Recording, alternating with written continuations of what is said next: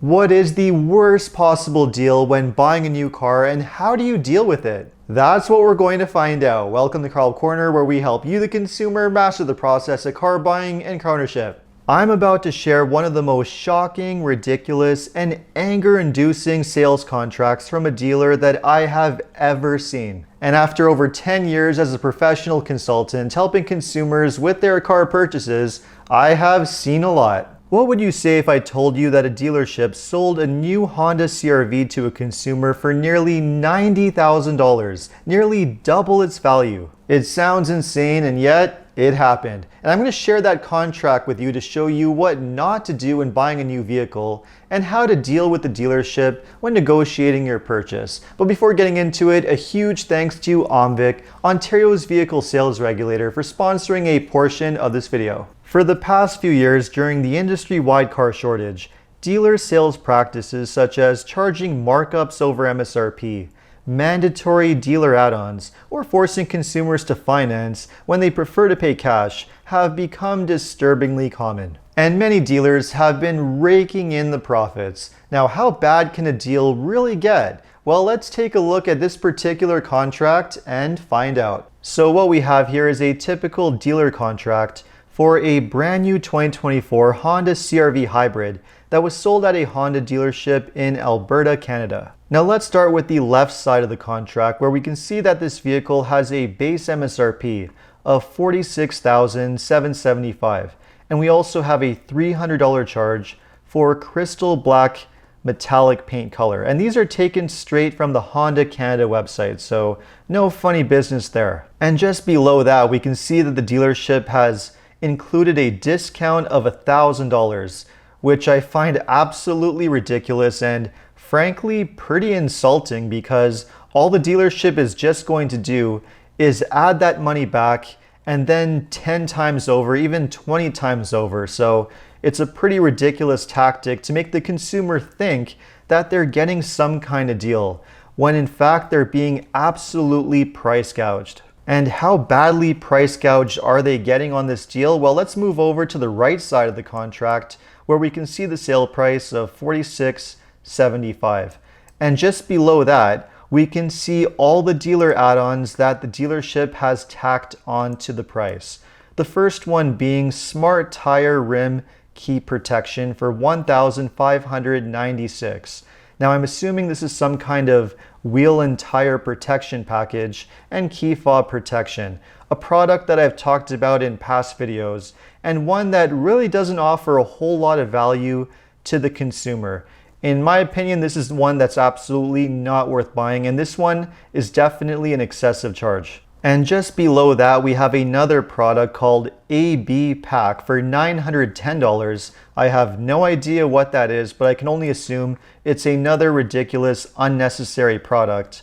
And just below that, we have an 8-year, 200,000 kilometer Honda extended warranty for $3,348. Now this is one of the few products on this list that I actually do think is legitimate. This is the exact same Honda warranty plan taken straight from the Honda website. So for some consumers, an extended warranty might have value, and for others it won't. But in any case, this is the one that's not a ridiculous add-on. It's a legitimate product that for some consumers is going to have value. Things do get worse from here though. Just below the warranty, we have an XPEL Honda undercoat rust protection product for $3,320, which is some kind of rust undercoating product. Ridiculously overpriced. I've often talked in other videos how you can get really good quality oil spray rust protection from companies like Crown or RustCheck for around $150.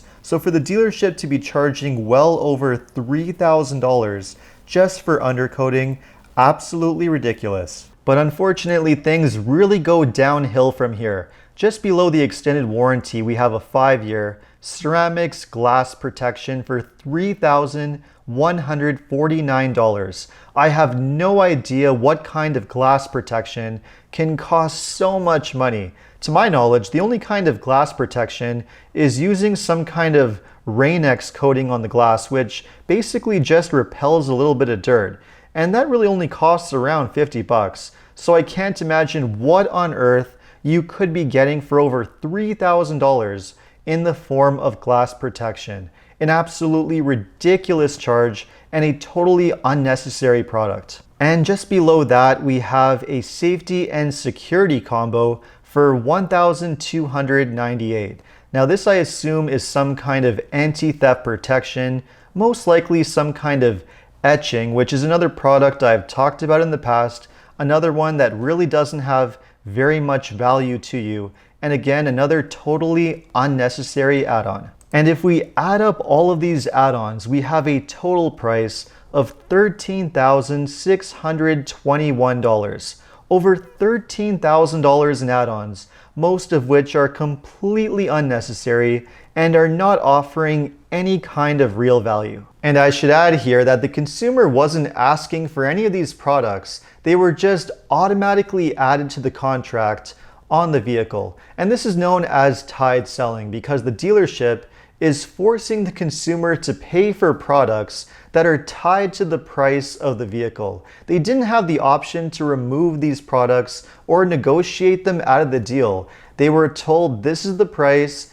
take it or leave it. And if you want to have the vehicle, you have to purchase the products. And that's just totally wrong. Now, tied selling is considered an illegal practice in the United States, and you can complain to the Federal Trade Commission if you encounter a dealership that's attempting to use tied selling and force you to pay for add-ons that you don't want. And this is something that I would strongly encourage anybody to do. But unfortunately, tied selling itself is not explicitly prohibited in the legislation in the provinces across Canada. So it is a little bit more tricky here. Now I'll get a little bit more into tied selling and the pricing rules in just a little bit. For now, let's move on to the rest of the contract. Now moving further down the contract, we have the only legitimate fees and the only fees that are really properly mandatory when purchasing a new car. We have a tire recycling fee of $20, an OMVIC fee, which is a local levy in Alberta for $6.25.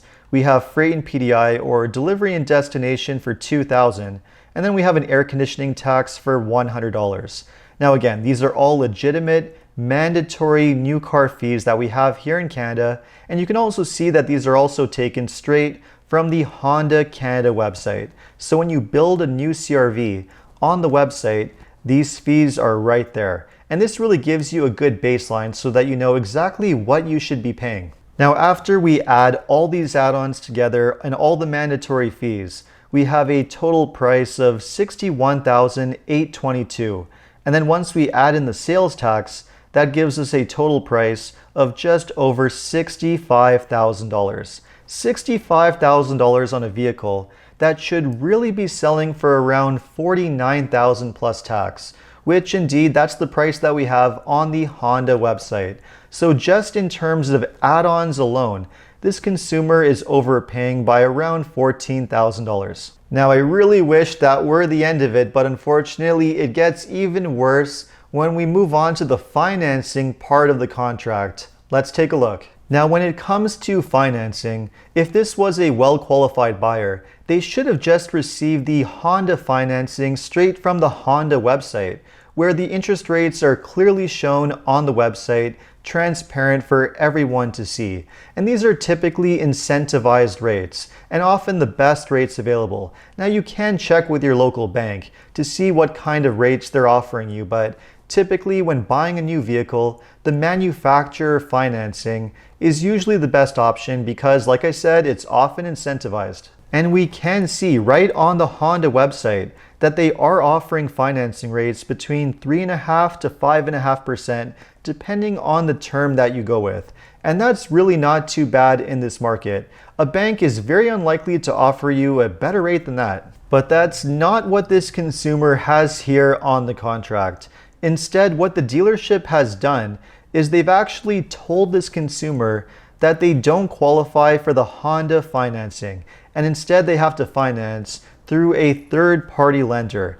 And what is the interest rate with this third-party lender? Well, it's 8.49%, 3% higher than the highest interest rate from the Honda financing. And why is that the case? Well, when dealerships use a third-party lender, they're able to mark up the interest rate over their buy rate, and they can often mark up the rate by up to 2%. So again, this is another opportunity for the dealership to make additional profit on this particular deal. So rather than go with the Honda financing rate, we have a third-party lender with a much higher interest rate. And not only that, we have a ridiculously long loan term of 96 months, which is 8 years. And all that does is add to the amount of interest that this consumer is going to pay.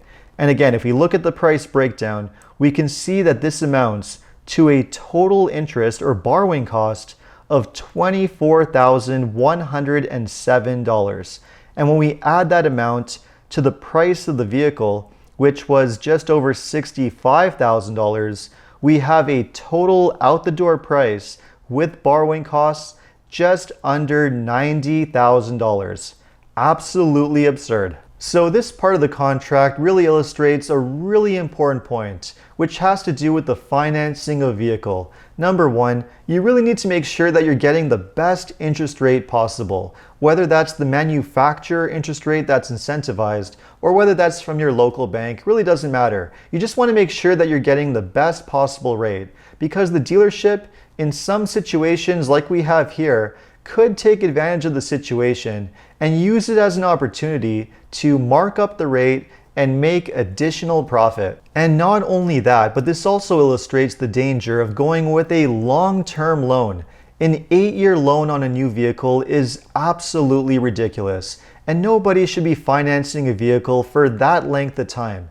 Because not only are you going to spend a lot more money on interest, remember, the longer the loan is, the more you're going to spend on interest, and the more your cost of borrowing is going to be. But you're also going to put yourself into a position where the vehicle is going to be in negative equity. And what that means is that you owe so much money on the vehicle, but you're paying it off so slowly that the value of the vehicle is going to drop a lot faster than the rate that you're paying it down. And that's a really dangerous situation to be in. And this is why I always recommend doing a shorter loan. Maximum 60 months or 5 years on a new vehicle, and that's only if you're getting a really low interest rate. If your interest rate is over, say, 3 or 4%, then the maximum loan term should really be maybe 3 to 4 years. And even that with a really large down payment, so that you're minimizing the amount of money that you spend on interest. And if you're not able to afford the payments on a 3-year or a 4-year loan, well, that just means that you're buying a vehicle that's too expensive for your budget, and you need to look at a less expensive vehicle. And if the interest rate is more than 5 or 6%, you need to be making a really large down payment. Or better yet, consider buying the car in cash so that you're not spending a lot of money in interest. So the major question now is this dealership breaking the law in any way? Well, as I mentioned, when it comes to tide selling, this is an illegal practice in the United States under the Federal Trade Commission. In Canada, however, tide selling is not explicitly prohibited, but in many provinces, there is a rule with all-in price advertising. So, if the dealership is advertising a vehicle for a certain price, say the Honda website price, they're not allowed to add additional fees or products to their advertised price. Which means that if you do encounter this issue, you could potentially report that dealership. Now, it's always a good idea that if you do encounter a problem with a dealership, that you report that issue to your provincial regulator. In Ontario, for example, that regulator is OMVIC. And if you buy from an OMVIC registered dealer, you may be eligible to access the Motor Vehicle Dealers Compensation Fund. The Compensation Fund is a consumer protection program financed by Ontario's registered dealers. If something does go wrong with a vehicle purchase with the dealer, you as a consumer may be eligible to access to the Compensation Fund, which provides financial assistance to those who make a valid claim for a vehicle transaction against an OMVIC registered dealer. In order to qualify, consumers must meet one or more of the eligibility criteria, which you can find on the OMVIC website. and the claim must be submitted within 2 years. But if you encounter a curbsider or if you purchase a vehicle from a private seller, you're not going to be eligible for the compensation fund. So if you want to take advantage of your consumer protection rights, it's always safest to buy from an OMVIC registered dealership. To learn more about the compensation fund and your other consumer protection rights, just visit the OMVIC website. More information can be found in the description below. Okay, let's get back to the Honda CR-V deal. Now, what should the consumer do in this situation? Well, what really should have been done here is that the consumer should have checked the manufacturer website to learn what the price you should be paying is, with the mandatory fees and nothing else. If the dealer honors this price, you'll at least know that you're not being overcharged. In any case, carefully examine the price breakdown and look for any dealer add-ons. Question the dealer if you find any on the contract. Also, check the interest rate and the loan terms if you are financing. Make sure that you're getting the best available rate that you qualify for, whether that's through a manufacturer or through your own financing from a bank. And finally, do not sign the contract until you have read everything very carefully. The dealer has included everything that you've asked for in writing, and you're happy with everything that you see.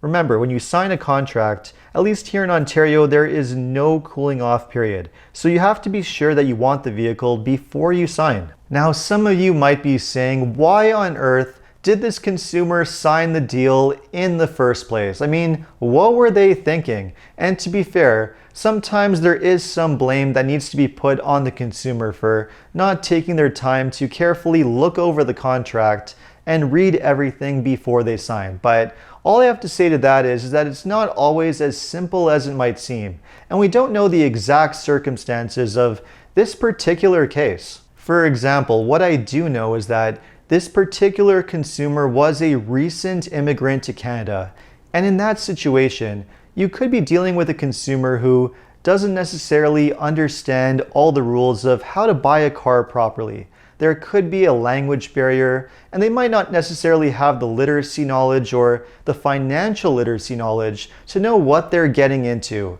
And this is the type of consumer which I consider to be a vulnerable consumer that some dealerships can take advantage of. They can tell them all kinds of stories and tell them exactly what they want to hear. Maybe even tell them that they can back out of the deal if they don't want it, just so that they can sign the deal and sell them the vehicle. I've seen it happen many times before, and it's a terrible situation to be in. Unfortunately, some dealerships will say anything and do anything that's necessary just to sell the vehicle, especially in a situation like this, where there is so much potential profit on the line. Now, I know what those who defend dealerships are saying right now. Don't dealerships have a right to make a profit? And aren't they a business? Aren't they entitled to make money? Well, of course they're entitled to make money. I'm not saying that dealerships should not make any profit.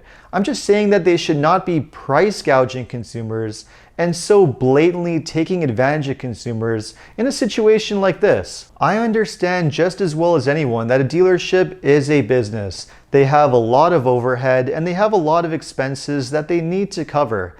And yes, when it comes to brand new vehicles, the profit margins are not always as great as a lot of consumers might think. In this particular case, with this Honda CR-V, the profit margin at MSRP is only around $2,500, or just under 6%, which is realistically not a huge profit margin on a vehicle. And I can understand why many dealerships would be tempted to charge additional add-ons and products and mark up the financing so that they can just make a lot more profit. Part of the blame really does go on the manufacturer, which are often squeezing the dealerships of their profit margins. Really, I do think the margins on new vehicles need to be larger, and manufacturers do deserve part of the blame for putting that on the dealership. But at the end of the day, that is no excuse for dealerships to be taking advantage of consumers. No one has the right to price gouge the way that this dealership did. Now, I'm not saying that this is happening all the time at every single dealership. Certainly, this is a very extreme example of some of the issues that we're seeing happening in the industry. But it does happen to some degree way too often. For example, tide selling. Dealerships forcing consumers to pay for add-ons. They might not necessarily be forcing them to pay for $13,000 worth of add-ons, but I see many dealerships that are certainly trying to sell them $800 worth, $1,000 worth, $1,500 worth, and even that is totally unacceptable. We do need to see change, and we need to see more robust consumer protection because this is really just getting out of hand. And all I can say is that I'm going to continue to do my part and try and advocate for consumers with my organization to the best of my ability. So there you have it. Hopefully you found this video useful, and if you have any stories to share that are somewhat similar to this or your own car buying experience, just leave a comment below. And if you enjoyed this video, make sure to like and subscribe. You can also check out my other videos by clicking these links over here. Make sure to follow me on Instagram, and if you need additional car buying advice, recommendations, or help with getting a great deal on your next new car purchase, make sure to visit carhelpcan.com. Thanks so much for watching, and see you next time.